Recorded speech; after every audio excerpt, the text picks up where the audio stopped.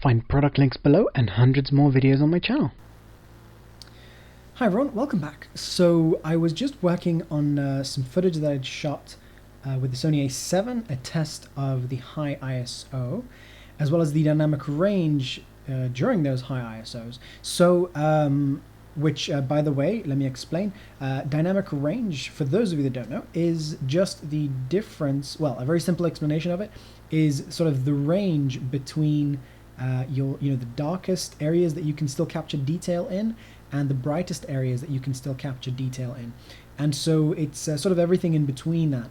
And so it's just a measurement of how much you can capture in one photo. Or in one exposure, whether that's a photo or a video. But basically there is this issue. I've spoken about this before in my NEX6 wedding video tutorial thing. I'll have a link below. By the way, I'll also have a link to this video right here. And I spoke about this issue, which is basically that the Mac system and Final Cut Pro, and this may also be an issue in Windows. As far as I know, it is an issue in Premiere on a Mac. There's an issue where the computer doesn't properly read the AVCHD files. It doesn't properly read their exposure. So we get these really, really nasty overexposed areas with these colored halo things around them. It looks really quite terrible. And just, the first thing I noticed when I started shooting with this camera was just how bad this looked. On camera, it doesn't look like this, and just you bring it into the computer and it just looks horrible. And for the people that don't know what the issue is, it could be really disappointing that they're not getting 100% from their camera. And as much as the camera could potentially give.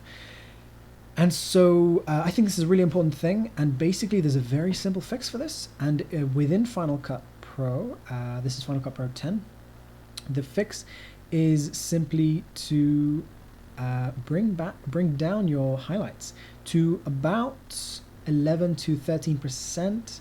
I found that 10 isn't quite enough, but basically what we see here now is just a much nicer gradation. And gradation is just sort of the transition between bright and dark, or the transition between two different colors.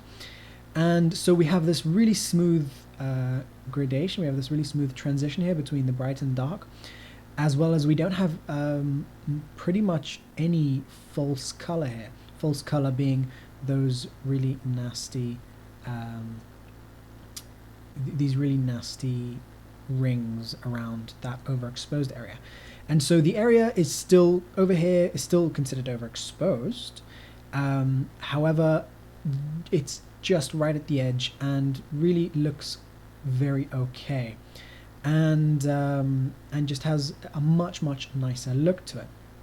And now, of course, you might be thinking, well, no, I want a bright image, or I want a nice contrasty image, so I want the highlights brighter. And yes, of course, you might want to do that sometimes, or a lot of the time maybe.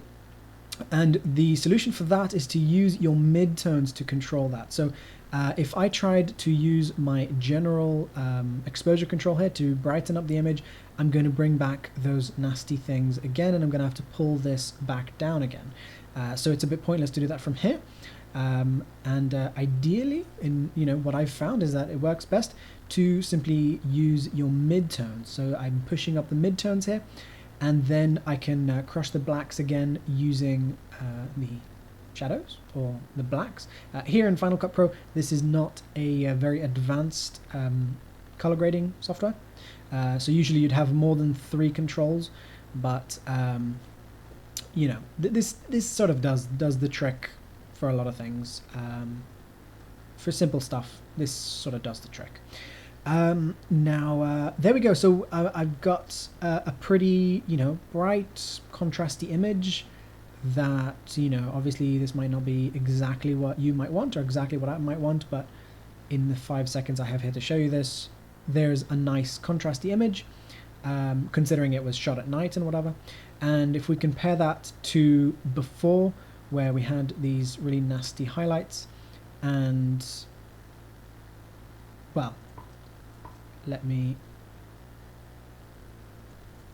show you the difference. So that's before and that's after. And obviously you could play that around with that to get whatever effect you wanted. But again, before and after. That is a little too contrasty for my taste. But again, I'm just giving an example here to show that we really need to fix those highlights, and it makes the image that much nicer. Again, look at those highlights before and after. So a really nice improvement. And let me show you that in high ISO in case you're wondering. So there it is. That's some really high ISO for you. Let's go to something moderately high. So this right here, I think is, I think this is there. That's 1600 ISO. Sorry, 16,000 ISO. And that's after the fix.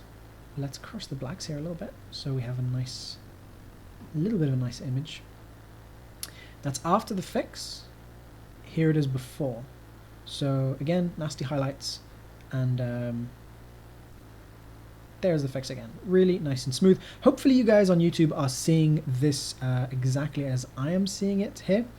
But if not, then this screen grab will be available down below for download.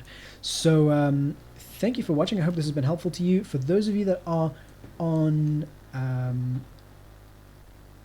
Premiere, editing on Premiere, then I'll have a link down below to EOS HD, if I can find that article where the person who writes that, Andrew Reed, he said what values he used, or what specific method he used to fix his AVC HD footage. I believe it was from the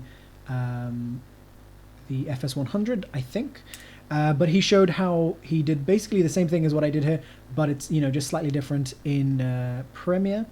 And he showed exactly what he did and what values he used to bring those highlights down. So thanks for watching. I'll have links down below to the things I spoke about, as well as this video that I'm working on right here, the high ISO video. As well as some more stuff that you might find interesting about the Sony A7. So I'll have links down below to those videos. And thank you for watching. If you're not a subscriber, then do subscribe. And thanks for watching. I'll see you soon. Bye.